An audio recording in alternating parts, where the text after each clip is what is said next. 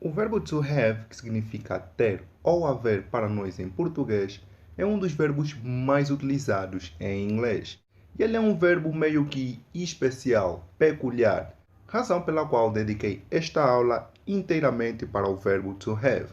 E vamos começar então estudando o verbo to have no presente simples. O verbo to have no presente simples em inglês se apresenta em duas formas diferentes. A primeira é na sua forma padrão, na sua forma standard, que é então to have. E a segunda forma é então to have got, to have got. Essa segunda forma é usada somente no presente. Nos outros tempos, como futuro ou passado, esta forma não existe.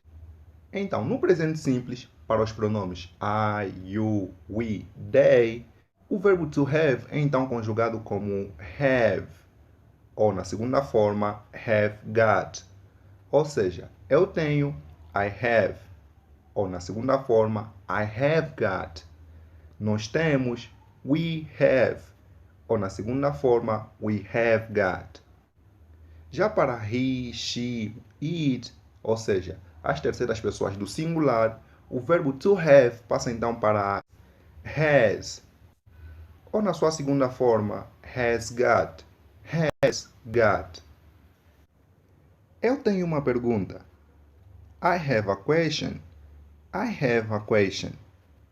Usando a segunda forma, esta pergunta então fica algo como I have got a question.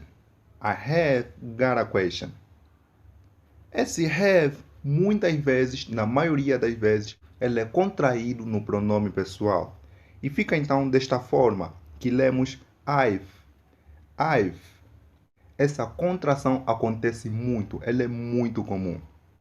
Agora, na maioria esmagadora das vezes, e principalmente em conversa informal, conversa casual, o have é completamente eliminado, excluído. E você ouvirá e dirá apenas I got a question. I got a question. Ela tem um cachorro. She has a dog. She has a dog. Na segunda forma fica então She has got a dog. She has got a dog. E tal como aconteceu com have, no exemplo anterior, o has também é contraído, é unido com o pronome. E fica nesta forma. She's got a dog. She's got a dog. E atenção aqui que esse apóstrofe s não tem nada a ver com a contração do verbo to be. Aqui é a contração do verbo to have na terceira pessoa. Uma outra forma que você também pode ouvir, que já é um pouquinho mais difícil, mas que em conversa casual também pode acontecer e com certa frequência, é você ouvir algo do tipo She got a dog. She got a dog. Tens uns sapatos incríveis, uns sapatos maneiros. You have a nice shoes. You have a nice shoes. Na segunda forma, you got a nice shoes. You got a nice shoes. Eu tenho um segundo. Quando alguém pergunta se eu tenho um segundo, uns minutinhos para aquela pessoa. I have a sec. I have a sec. Esse sec é então a abreviação de second.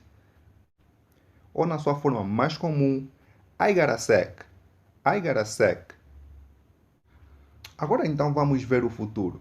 O futuro do verbo to have é muito simples. Para colocar qualquer verbo no futuro, tudo que precisamos colocar é o will entre o pronome e o verbo em questão. Então, por exemplo, eu tenho carro. I have a car. I have a car. Eu terei um carro. I will have a car. I will have a car. Para o passado, também é bastante simples. O have, no passado, passa então para had. Had. E esse had é utilizado para todas as pessoas. Ou seja, eu tinha, I had. Ela tinha, she had. Eu tenho um carro, I have a car. I have a car. Eu tinha um carro, I had a car. I had a car. Vejamos agora como fazer negações com o verbo to have. Como nós já vimos lá no princípio, o verbo to have se apresenta em duas formas. Na forma padrão e na forma onde aparece o got no fim. Na forma padrão, para fazer negação com o verbo to have, o que vamos precisar fazer é colocar o don't antes do have. Já na segunda forma, o que vamos precisar fazer é colocar o not depois do have. Ou seja, o not vai ficar entre o have e o got. Esse have not também tem a sua forma contraída, e que é a mais comum, que é então lida como haven't. Haven't. Mas, geralmente, como você já sabe, no inglês americano, este é mudo. Então você ouvirá apenas haven't. Haven't. Vamos agora dar uma olhada em alguns exemplos. Estou com dor de cabeça. Em inglês, para expressar essa ideia, você tem que dizer eu tenho dor de cabeça. E não eu estou com dor de cabeça do mesmo jeito que nós falamos em português. Então, estou com dor de cabeça em inglês fica então algo como I have a headache. I have a headache. Negando esta frase, usando a primeira forma, nós vamos ter algo do tipo I don't have a headache. I don't have a headache. Já utilizando a segunda forma, fica então algo do tipo I haven't got a headache. I haven't got a headache. Bastante simples, nada complicado, nada do outro mundo.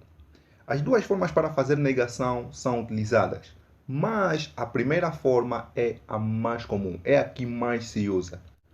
Para fazer negações no passado, muito simples. Na primeira forma, na forma padrão, nós vamos adicionar o didn't antes do have.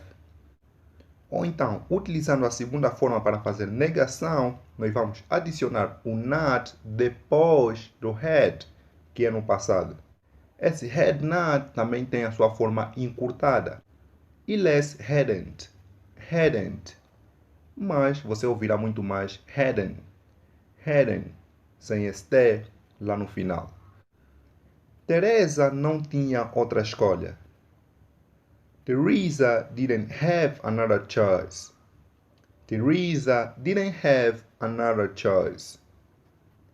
A segunda forma para fazer negação, eu vou dizer então Teresa hadn't another choice.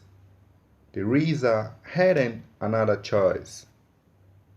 Então, essas são as duas formas para fazer negação. Só lembrando mais uma vez, a primeira é a mais comum. E para o verbo to have, é isso. Espero que você tenha gostado. No final das contas, você percebeu que não é nada do outro mundo, não é tão complexo assim, certo? E se você gostou dessa aula, deixa um like nesse vídeo. Muito obrigado pelo seu tempo e eu vejo você dentro da próxima aula.